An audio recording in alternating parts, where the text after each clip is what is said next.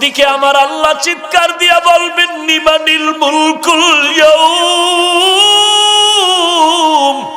লিল্লাহিল ওয়াহিদিল কাহ্হার। সমস্ত নবীরা কান্নায় বেকারার হয়ে যাবে।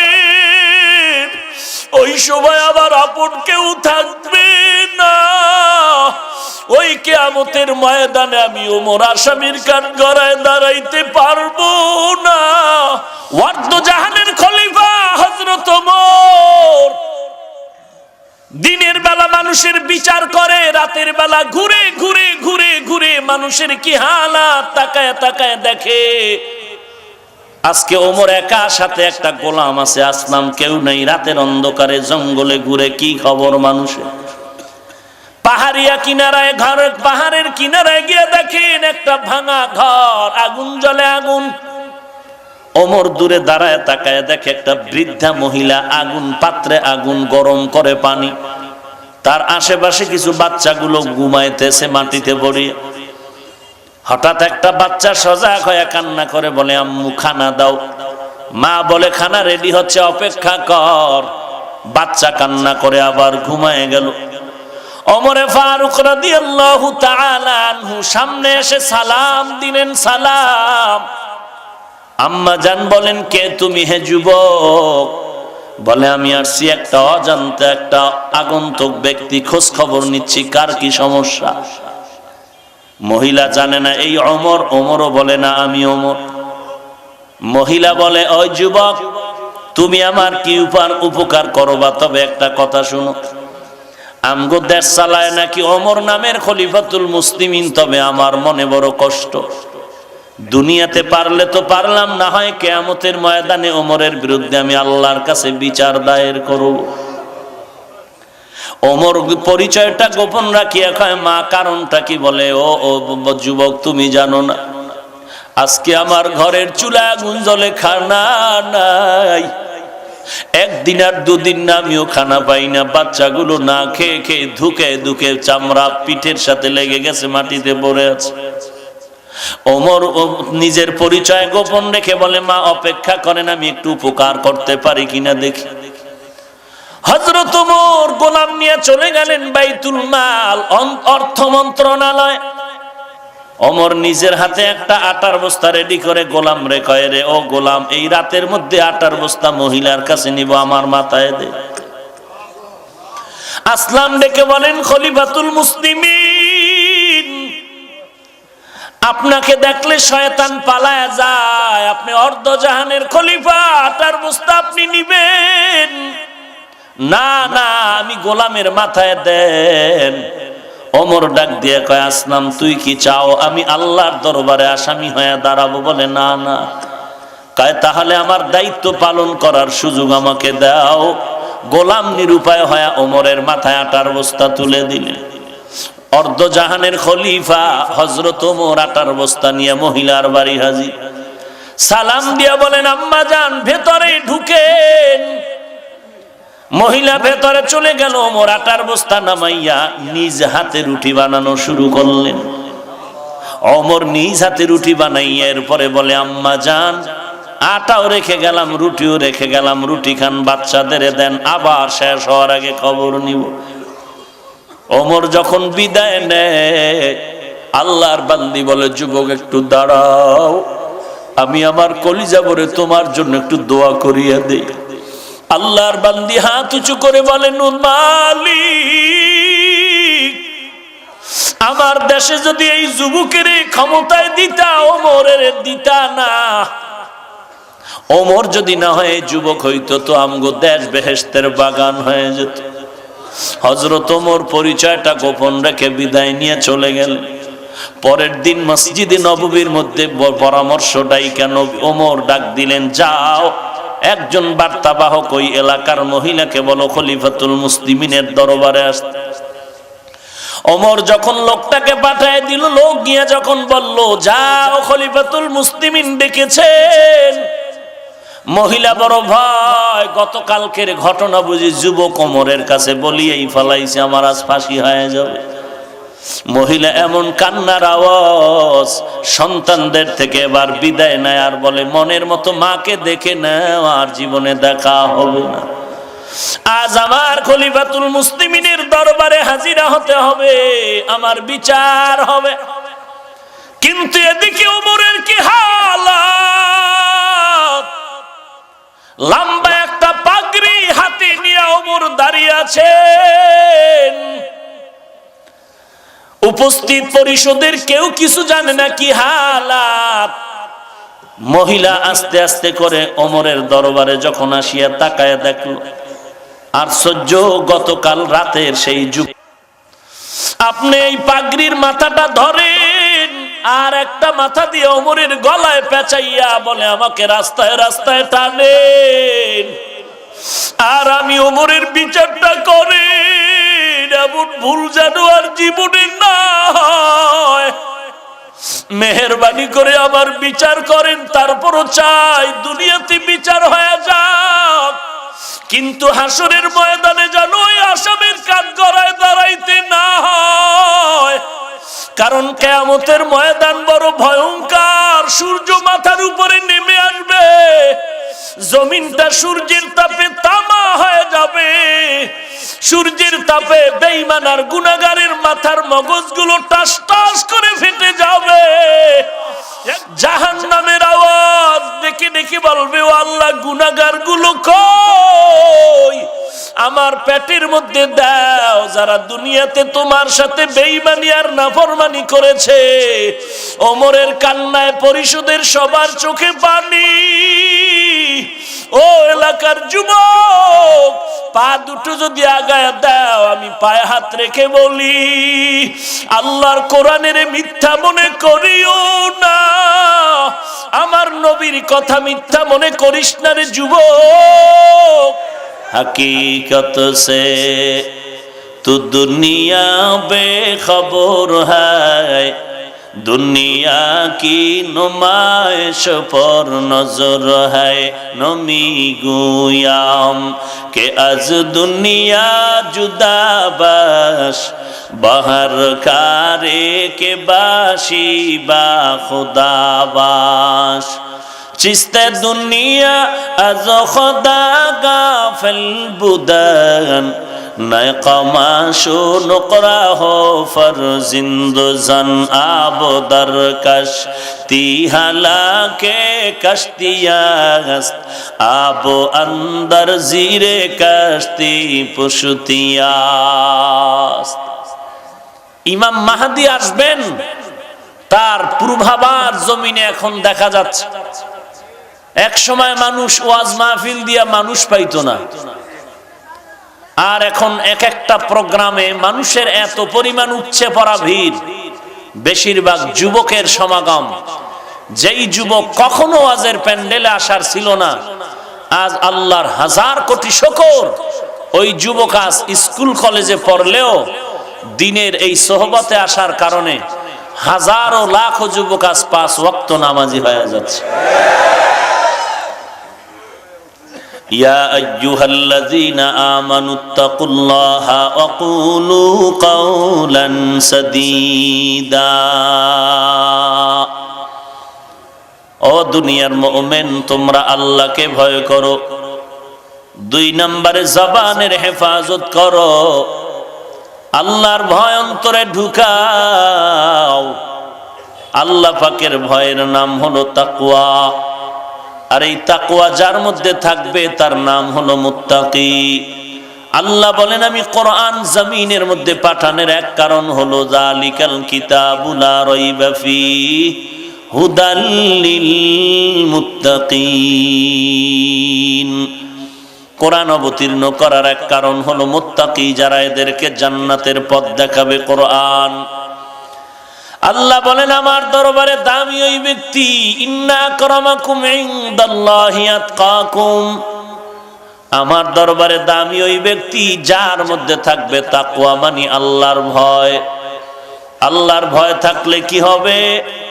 বান্দার গলায় ছুরি আসবে, তারপরও কোনোদিন মা বাবার সাথে বেয়াদবি করবে না। আল্লাহর ভয় যার অন্তরে থাকবে, ওই বান্দার গলায় ছুরি আসলেও কখনো অন্যায়ের পথে পা বাড়াবে না, কারণ তার অন্তরে ভয়, যদি আমি গুনাহ করি আমি মরে যাওয়ার পরে পরকাল জিন্দেগিতে আসামির কাঠগড়ায় দাঁড়ায় জবাব দিতে হবে। এই ভয় অন্তরে ঢুকাও। আর এই অন্তরে আল্লাহর ভয় তাকওয়া ঢুকানোর জন্য একমাত্র মাধ্যম হলো আল্লাহ ওয়ালার সাথে সম্পর্ক গড়াও।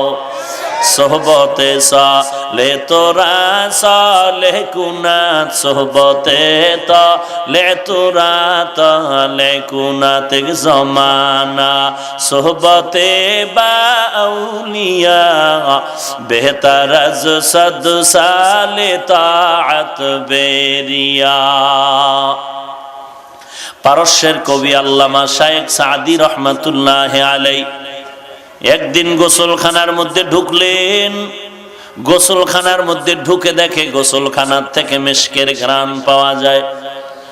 ওলিয়ে কামেল আল্লামা শায়েখ সাদি তালাশ করেন এত আতরের ঘ্রাণ, মিশকের ঘ্রাণ কেন, কোথাও কোনো মিশক পড়ে আছে নাকি।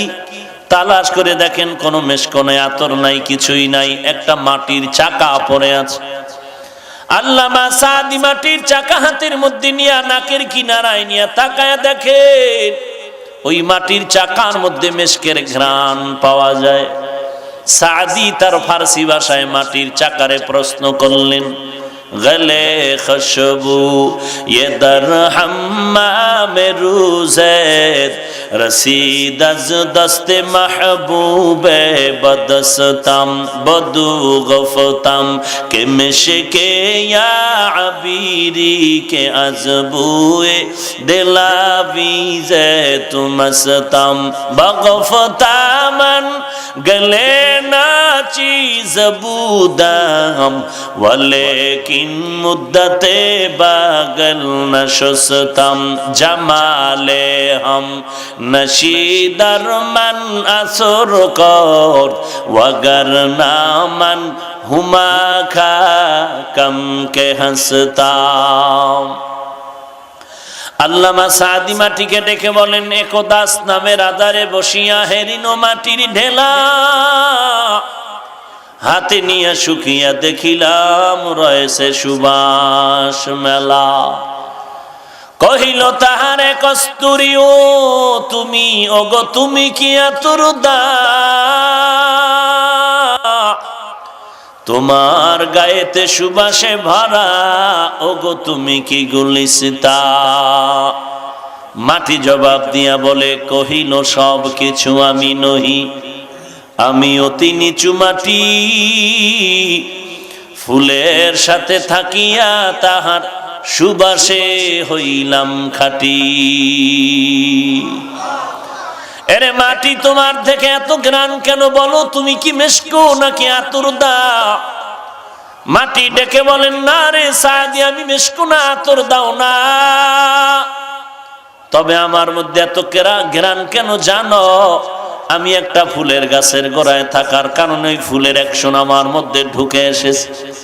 আল্লামা সাদি বলেন, এরে দুনিয়ার মানুষ, একটা মাটির চাকা ফুলের গাছের গোড়ায় দীর্ঘ সময় থাকার কারণে ফুলের ঘ্রাণ যদি মাটির মধ্যে আসতে পারে, একজন দুনিয়াওয়ালা জাহান্নামের মানুষটা দুশ্চরিত্র মানুষ একজন ভালো আল্লাহওয়ালার সংস্রবে আসলে কেন বান্দা ভালো হতে পারে না।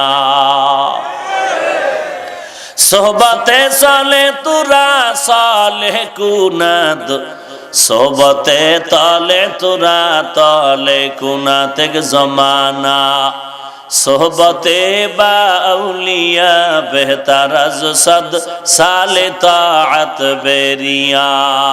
কি ভাই সমস্যা কোনো? উঠা বসা করেন, আমি মোনাজাত দিয়ে দিব, কারণ আপনারও কষ্ট আমারও কষ্ট। প্রচন্ড ঠান্ডার মধ্যেও বসে আছেন, কষ্ট নিয়েও কিছু কথা বলতেছি। আগ্রহ প্রকাশ থাকলে কষ্ট হলেও যাব সামনে, উঠা বসা করে বিশৃঙ্খলা করলে দোয়া করে দিব।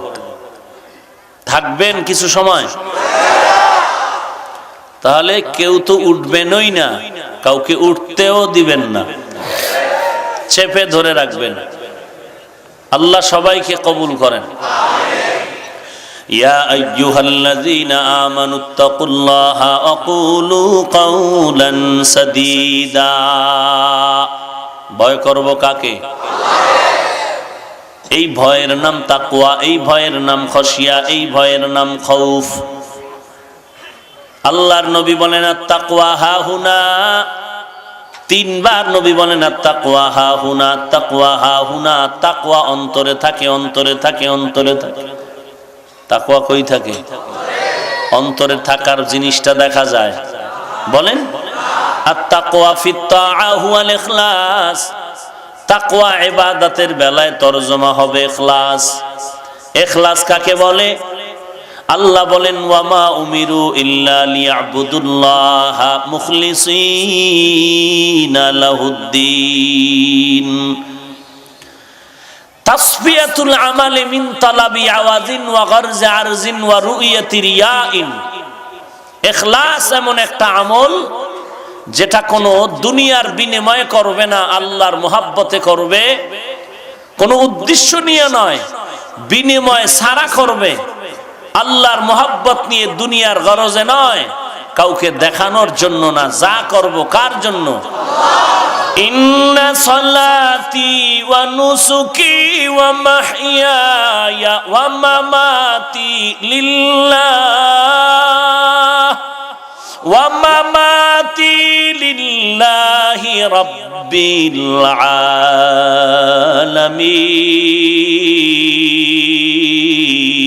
আলামিন। এই কালামে জিন্দা কুরআনে হাকিম, হিকমতে উলা ইয়াজালাসতু কদিম বখা কুরআ কালামুল্লাহ বসনো কদিমাস্তি কদিমাস্তি নইনো। আমার নামাজ, আমার রোজা, আমার যাকাত, আমার হজ, আমার কুরবানি, আমার মরে যাওয়া, বেঁচে থাকা কার জন্য? ওই যে শুরুতে বলেছিলাম, ভুলে গেছেন নাকি? মানুষের জীবনে আসল কতজন বলছিলাম? এক নম্বরে কে? তারপরে কে?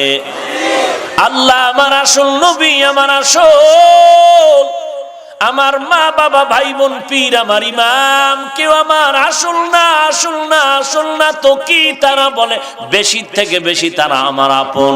আব্বা আপন, মা আপন, পীর আপন, ওস্তাদ আপন, ইমাম আপন। তবে এখানেও কথাটা ভুলবেন না, আমার পীর সাহেবকে আমি আপন মনে করি, আব্বা আম্মাকে আপন মনে করি। এই যে আমি ইমাম সাহেবকে আপন মনে করি কতক্ষণ, এটাও মনে রাখবেন। আমার পীরকে আমি আপন মনে করি ততক্ষণ, আমার পীর আমার আসল ঠিক রাখবে যতক্ষণ। আসল কে? তারপরে কে? অতএব আমি আমার পীরকে মানি ততক্ষণ, পীর আমার আল্লাহ এবং নবী মানবে যতক্ষণ। যদি দেখি আমার পীর আমার আল্লাহ মানে না, নবীও মানে না, ওই পীরকেও আমি মানি না। ভেজাল আছে কোনো? দালালি আছে? দলাদলি আছে? কথা ক্লিয়ার? আব্বা আমার আপন, পীর আমার আপন, আসলকে আল্লাহ, আসলকে নবী। অতএব আমি আব্বাকে মানি, মা মানি, বাবা মানি, সব মানি আপন হিসাবে না আসল হিসাবে? এই যে আপন হিসাবে আমি পীর সাহেবকে মোহাব্বত করি কতক্ষণ? কতক্ষণ? আমার আল্লাহ এবং নবী মানবে যতক্ষণ। এই কথা যদি আপনারা দিলে রাখেন, তাহলে কোন গাঞ্জাখোর পীরকে আপনি পীর মানবেন না। সিনেমা হল আসেনি বাংলাদেশে? সিনেমা হল যুবকেরা খাও না কেন? সেখানে জিকির আজকার হয়, কি হয়? গান বাজনা হয়, বেপরদার নাচ, ঠিক নি? এই গান বাজনা আর বেপরদার নাচ যদি কোনো পীর সাহেবের দরবারে হয়, আসেনি বাংলাদেশে এমন কোন দরবার? আসেনি যে বেপরদাও চলে, গাঞ্জার আড্ডা চলে, মদের আড্ডা চলে, নাচ গানও চলে? তা আমাকে বুঝাও, সিনেমা হল আর পীর সাহেবের দরবারে ব্যবধান কি? একটু আছে। কি আছে? সিনেমা হলে টিকিট লাগে, দরবারে টিকিট লাগে না। আর একটা আছে। সিনেমা হলে তবারক নাই, এই দরবারে তবারক আছে। তবারক নাম দিছে কেন? মোবারক মিয়া পাকাইছে তো, এই জন্য তবারক নাম দিছে। হ্যাঁ, আল্লাহ কুদরতের হাতে আমাদেরকে হেদায়াত দান করুন। ঢাকা দোহার একটা থানা আছে, কি থানা? ওখানে একজন বাবার আবির্ভাব হলো, যেই বাবা বাইতুল্লাহ বানাইছে, এটার নাম দিছে হজ বাবা। কি বাবা? কিছু পাগল ছাগল গিয়া সাদা কাপড় পইরা ওই ঘরটার চতুর্দিকে ঘুরে আর লাভবাহিক, শুধু লাভবাহিকটা শিখছে, আর কিছু শিখে নাই। ওই ঘুরে আর লাভবাহিক বলে, আর বলে বাইতুল্লাহ যাওয়া লাগবে না, এখানে আইলেই হজ বাবার কাছে হজ হয়ে যায়। অবশ্য মুসলমানের স্লোগানের কারণে প্রশাসন যথেষ্ট পরিমাণ ভূমিকা রেখে ওরা দমন করে ফেলেছে। কিন্তু একটা না তো, এইরকম নামে বেনামে কত জিনা মদের আড্ডা চলতেছে ধর্মীয় ব্যানার টানায়া পীরের নামের দরবারে।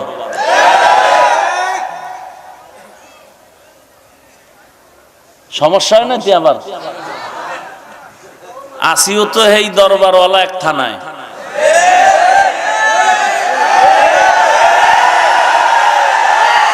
হায় হায় হায় হায় হায় হায় হায়, আল্লাহ হেদায়াত দান করেন।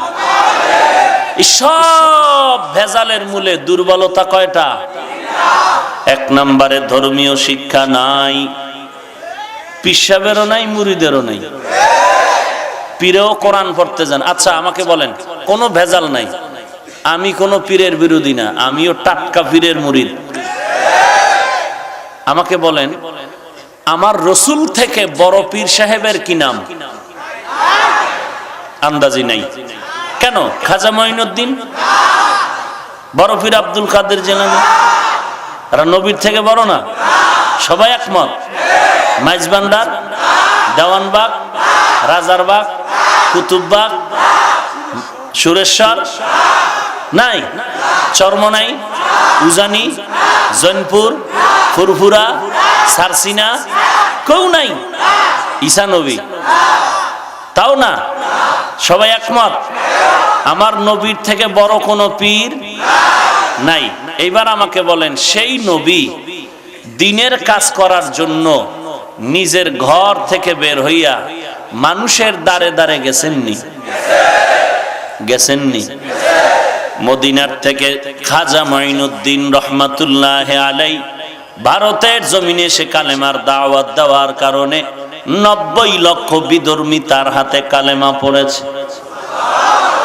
ইয়ামান থেকে 360 আউলিয়ার কাফেলা নিয়া শাহজালাল সিলেটের জমিনে পদার্পণ করেছেন। গৌর গোবিন্দ বাধার প্রাচীর হয়ে দাঁড়ায় গেল।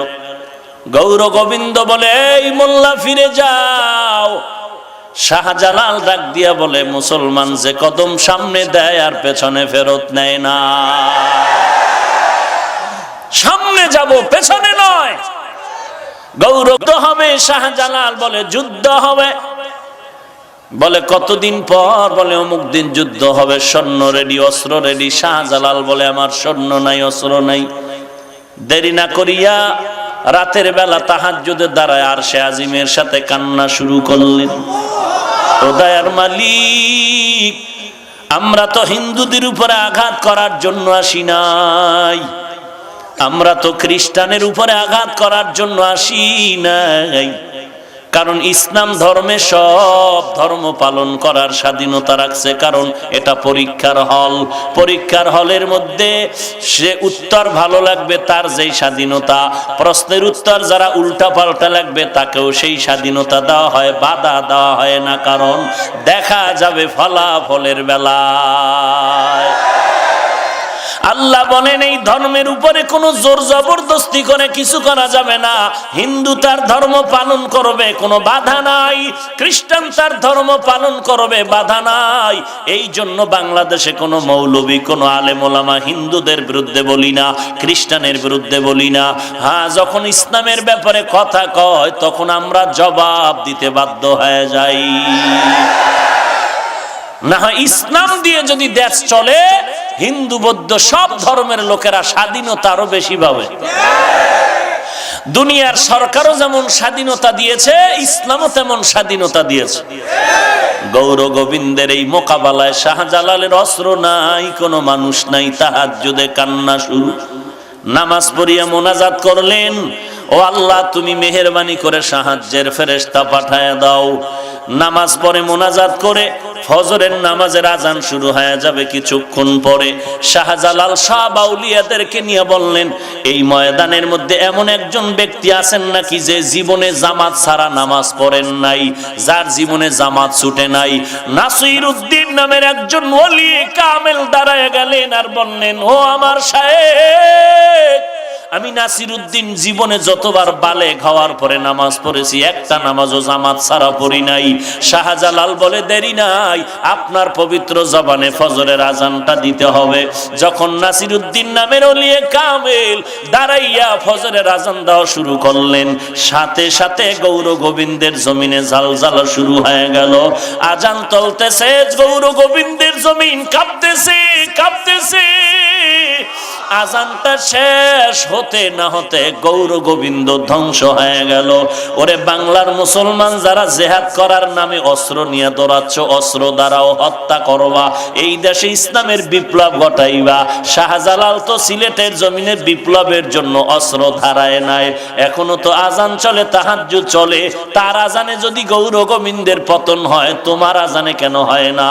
অস্ত্র নিয়ে মাস্তানি করিস না, আমার মাওলার সাথে যোগাযোগ ঠিক কর। বিজয় দেওয়ার মালিক কে? তো আল্লাহ বিজয় দেবে গাঞ্জা খাইলে? নামাজ নাই, রোজা নাই, রসুলের সুন্নাত নাই, বিপ্লব চায়। তোর নিজের বডিতে তো ইসলামের বিপ্লব নাই, তুই দেশে বিপ্লব করবি কি করে? আগে নিজের বডির মধ্যে ইসলামের বিপ্লব ঘটাও, রসুলের তরিকা মতো চলো। ওই যে আইজিপি সাহেব একটু ইশারা দিলেন না, ওই হজে গেছিলাম গত বছরের আগের বছর, তো অনেক দামি দামি মানুষ ছিলেন বাংলাদেশের, যাদের ইশারায় গোটা দেশ চলে। তো এরা জিজ্ঞাসা করলো, এই জঙ্গির উত্থান কেন?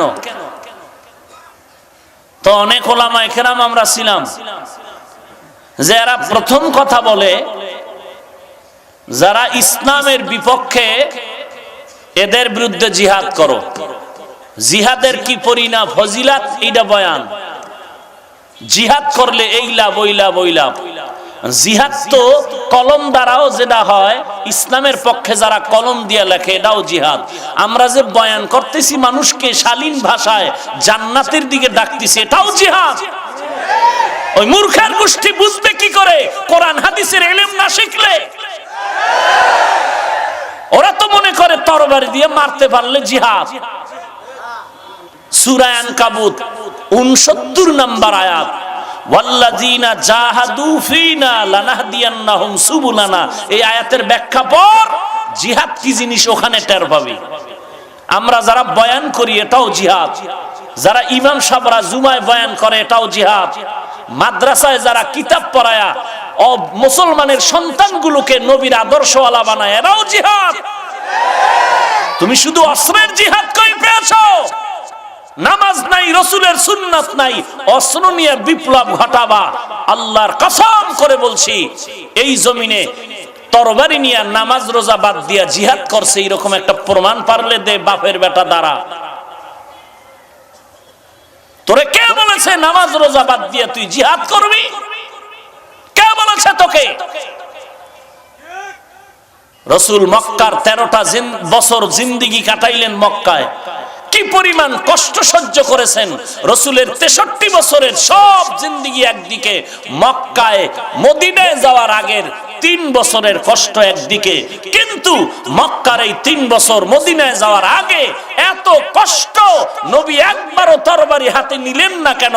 মদিনায় গিয়া নবী তরবারি নিয়ে যুদ্ধ করলেন, সেনা প্রধান হলেন কেন? এর ইতিহাস পড়ো। এই জন্য আমি আগেই বলছি, কথা ঘুরে ফিরে একই। জাহান্নামের ভয় নাই, ধর্মীয় শিক্ষা নাই, তাকওয়াওয়ালা মুরব্বী নাই। এই কারণে ওই মানুষগুলো ভেজাল করে, বেশি ভেজাল করে। খোঁজ নিয়ে দেখেন, একটারও মুরব্বী নাই। খোঁজ নেন ভালো করে, যারা উল্টা পাল্টা ইসলামের অপব্যাখ্যা করে এদের খোঁজ নেন। কোরআন হাদিসের আরবি জ্ঞান নাই, যা পরে বাংলা টাংলা পইরা মাস্তানি করে। আর কি বলে জাহান্নামের ভয় তো নাই। ওই এটা কেমনে টের পাইবেন? কান্নাকাটির বয়ান তো তারা করবে না। কেউ যদি কান্নার বয়ান করে এর বিরোধিতা করে, এই বুঝবেন যে এদের মধ্যে জাহান্নামের ভয় নাই। এক সোরায় কয় আমরা মানুষের দেখায় কান্দি না, আমরা গোপনে কান্দি। তা আমি বললাম যেই বান্দা আল্লাহর ভয়ে গোপনে কান্দে ওই বান্দার সামনে যখন আল্লাহর জাহান্নামের বয়ান করা হবে ওর কান্না লাগবে না, এমনি চোখ দিয়া অনিচ্ছায় পানি বের হয়ে যাবে।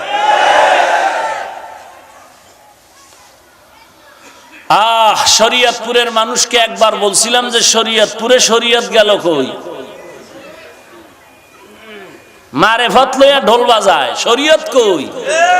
শরীয়তরা মুকদ্দম দার আকনু মারিফত আজ শরীয়ত নিসতে বেরু। আল্লাহর রাস্তে সবার কাছে ক্ষমা চাই রে ভাই, রাগ করবেন না, বেয়াদবি মনে নিবেন না।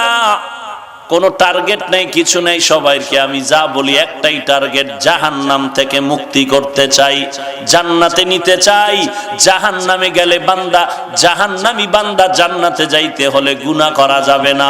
ওরে নবীর উম্মতের দল, আর এই গুনাহ থেকে বাঁচার জন্য একটা মেডিসিন আপনার লাগবে, তার নাম তাকওয়া। কার ভয়? وَأَمَّا مَنْ خَافَ مَقَامَ رَبِّهِ وَنَهَى النَّفْسَ عَنِ الْهَوَىٰ فَإِنَّ الْجَنَّةَ هِيَ الْمَأْوَىٰ। আর একটু সামনে আগাই। আল্লাহর ভয় কাকে বলে? ওমরে ফারুক রাদিয়াল্লাহু তাআলা আনহু তরবারি নিয়ে দৌড়ায়, নবীর গর্দান কাটবে। কি পরিমাণ টেররিস্ট, টপ লেভেলের টেররিস্ট হযরত ওমর। কারণ বিশ্ব নবীর গর্দান আনতে যায় বিশ্ব সন্ত্রাসী ছাড়া কেউ নয়। কিন্তু হেদায়েতের মালিক কে? আল্লাহ। মান ইয়াহদিল্লাহু ফাহুয়াল মুহতাদ ওয়া মান ইউদ্লিল ফালান তাজিদ লাহু ওয়ালিয়াম মুরশিদা।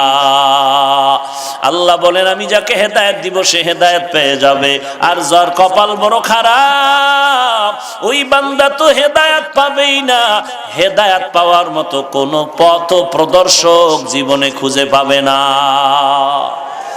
ওমরের মতো গোলাম রাহমাতুল লিল আলামিনের কাছে গিয়া বান্দা এমন নরম হয়ে গেলেন, যেই ওমর তরবারি নিয়ে নবীর মাথা আনার জন্য দৌড়ায়, ওই নবীর হাতে কি হাত দিয়া ওমর কালেমা পড়ে মুসলমান হয়ে গেলেন। মুসলমান হওয়ার পরে বাইতুল্লাহর কিনারায় তরবারি নিয়ে দাঁড়ায় বলে, রে বেঈমান, ওমরের সামনে দাঁড়ায় যাও। 5 মিনিট আগে ওমর ছিল তোদের বন্ধু, আজ আমি মুহাম্মদের বন্ধু হয়ে গেলাম। আমি ওমরের তরবারি যথেষ্ট বেঈমানের মোকাবেলার জন্য। এই ওমর কেমন এক ব্যক্তি, বালিশে মাথা লাগায়, একটু চিন্তা করবেন। একটা মানুষ মাত্র হযরত ওমর, তারে দেখলে শয়তান অন্যদিকে যায়। বেচারা মদের বোতল নিয়ে হাঁটতেছে, হঠাৎ করে দেখে ওমর আসতেছে, এখন কোন দিকে দৌড় দিবে, ভাগারও জায়গা নাই। মনে মনে বান্দা তওবা করে আর বলে, আর জীবনে মদ খামু না, ওমরের তরবারি থেকে বাঁচাও। কারণ ওমরের এমন মেজাজ, কথার আগে তরবারি রেডি হয়ে যায়। আল্লাহ তুমি ওমর থেকে বাঁচাও। ওমর আসতেছে, লোকটাও যাচ্ছে, কাঁপতেছে শরীর। ওমর যদি টের পায় মদের বোতল হাতে, তো আজকে আমার রক্ষা নাই। ঠিকই ওমর সামনে একা, এই বেটা ওই বোতলের মধ্যে কি? ও কাঁপতেছে, কয় দিকে দে। হঠাৎ তাকায় দেখতেছে আল্লাহর কুদরত, তাকায় দেখতেছে বোতলের মধ্যে, পুরা বোতলের মধ্যে সাদা দুধ। লোকটা জাগায় তওবা করে মুসলমান হয়ে গেল। সেই ওমর আল্লাহর কেমন ভয় করিয়া চলে। জমিনের মধ্যে নবীর সাহাবায়ে কেরামের মধ্যে 10 জন সাহাবা জান্নাতের ওপেন গ্যারান্টি কার্ড পাইছেন দুনিয়াতে থাকা অবস্থায়। এর মধ্যে আপনারা এই কথা কি আর জানেন নাই? জানেন কয়জন?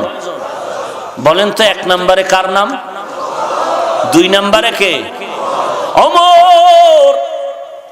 সেই ওমর জান্নাতের টিকিট পেয়ে কান্না করে, গালের মধ্যে দাগ। ঈদের দিন সবাই ঈদের নামাজ পড়ে আনন্দ করে, ওমর দরজা লাগায় কান্না করে। নবীজির সাহাবী আবু হুরায়রা রাদিয়াল্লাহু আনহু বলেন, খলিফাতুল মুসলিমিন কেন কাঁদেন? আনন্দ করবেন। বলে, আনন্দ তো ওই ব্যক্তি করবে যার কোনো চিন্তা নাই, পেরেশানি নাই। আপনার কিসের চিন্তা? বলে, রমাজানে রোজা রাখলাম, কবুল হলো কিনা চিন্তা। কোরআন তেলাওয়াত করলাম, কবুল হলো কিনা চিন্তা। তারাবির নামাজ পড়লাম, কবুল হলো কিনা চিন্তা। জাহান্নামের আগুন থেকে নাজাত পাইলাম কিনা চিন্তা। আবু হুরায়রা বলেন, খলিফাতুল মুসলিমিন, জান্নাতের 10 জনের মধ্যে আপনি একজন, আবার কেন চিন্তা করবেন?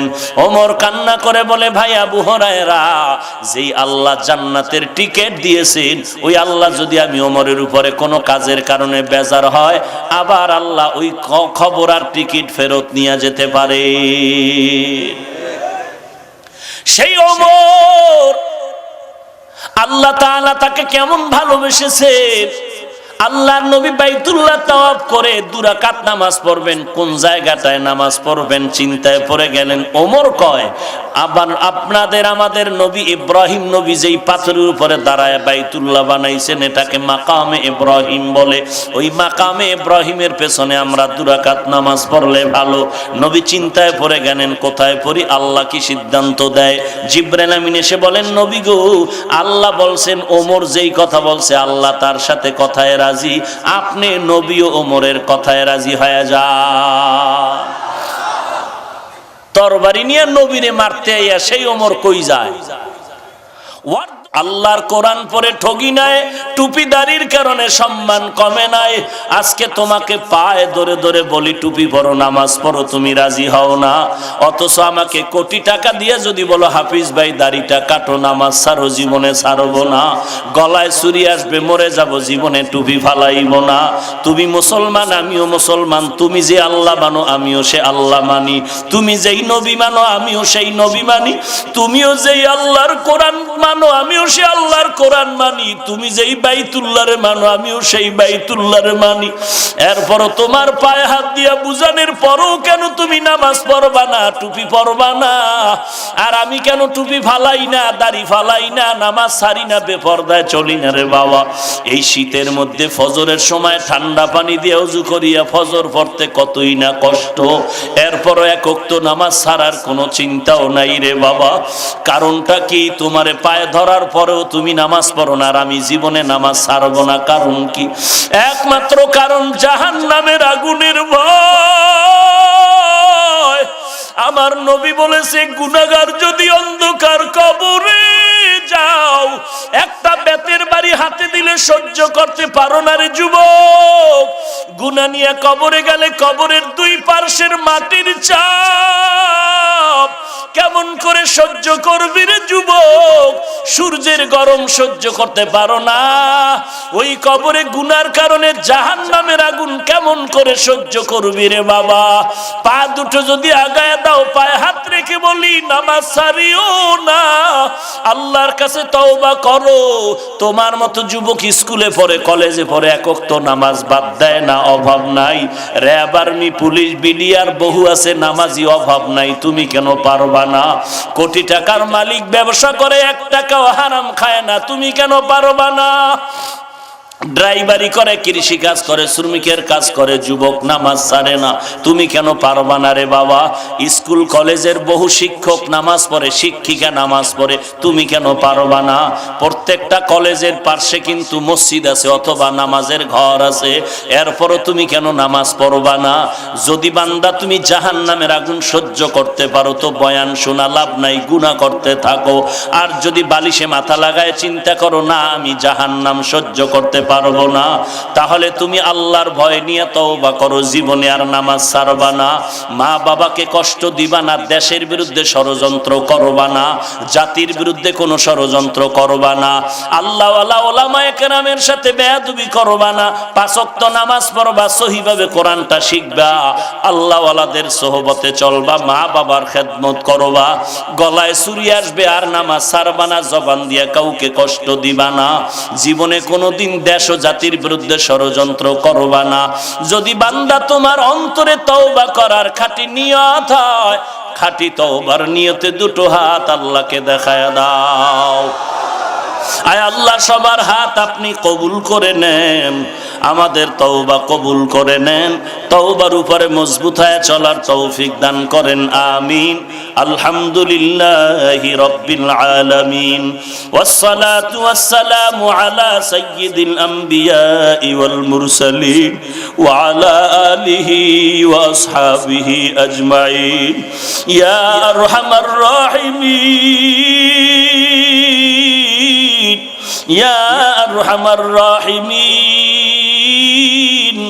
ইয়া আরহামার রাহিমিন। আয় আল্লাহ, কুদরতের নজর দিয়ে দেখেন, এত ঠান্ডার ভিতরে আপনার বান্দারা এই ময়দানে হাজির, কত ওলামায়ে কেরাম, কত সাদা দাড়িওয়ালা হাজী সাহেব, কত কলিজার টুকরা যুবক, কত ব্যবসায়ী, কত চাকরিজীবীরা এখানে হাজির, পর্দার আড়ালে কত মা বোনেরা হাত তুলেছেন। ও পর্দার আড়ালের মা, আমি হাফিজুর রহমান, ও তো মায়ের সন্তান, আপনারাও মা, আমার মাও মা, আপনাদের কি মনে চায় না কোরআনওয়ালার মা হইয়া কবরে যাবেন? ও বীরদ বাবাজিরা, আপনাদের কি মনে চায় না আপনার সন্তান আপনার জানাজার ইমামতি করবে? আপনারা কোরআনওয়ালা সন্তানের মা বাবা হয়ে কবরে যাবেন। ও পর্দার আড়ালের মা, আল্লাহর কাছে তওবা করেন। ও আল্লাহ, কুদরতের নজর দিয়ে দেখেন, পর্দার আড়ালের কত মা বোনেরা হাত তুলেছেন। শয়তানের ধোকায় পড়ে গুনাহ করেছি, আর গুনাহ করব না। আয় আল্লাহ, জাহান্নামের আগুন সহ্য করতে পারবো না রে আল্লাহ। এতদিন শয়তানের ধোকায় পড়িয়া যত গুনাহ করছি, দয়া করে ক্ষমা চাইতেছি রে আল্লাহ। মেহেরবানি করে নবীজির মোহাব্বতে আমাদের মাফ করে দেন আল্লাহ। আজকের মাহফিল কবুল করে নেন, আয়োজনকারীদের কবুল করে নেন। আয় আল্লাহ, মাইক লাইট প্যান্ডেল যারা দিয়েছেন তাদের কবুল করে নেন, সময় দিয়ে যারা কাজ করেছেন তাদের কবুল করে নেন। আয় আল্লাহ, টাকা পয়সা সহযোগিতা যারা করেছেন কবুল করে নেন। আয় আল্লাহ, এই মাহফিল কিয়ামত পর্যন্ত হকের ব্যানারে কায়েম রাখেন আল্লাহ। এই মাহফিলের বরকত পুরা এলাকায় ছড়ায়া দেন। আয় আল্লাহ, আমার প্রত্যেকটা যুবকের সিনার মধ্যে হেদায়েতের নূর দান করেন আল্লাহ। আয় আল্লাহ, চাকরিজীবী ব্যবসায়ীদের দিনের খাদেম বানায়া দেন, কামাই রুজি ব্যবসায় হালাল ভাবে বরকত বাড়ায়া দেন।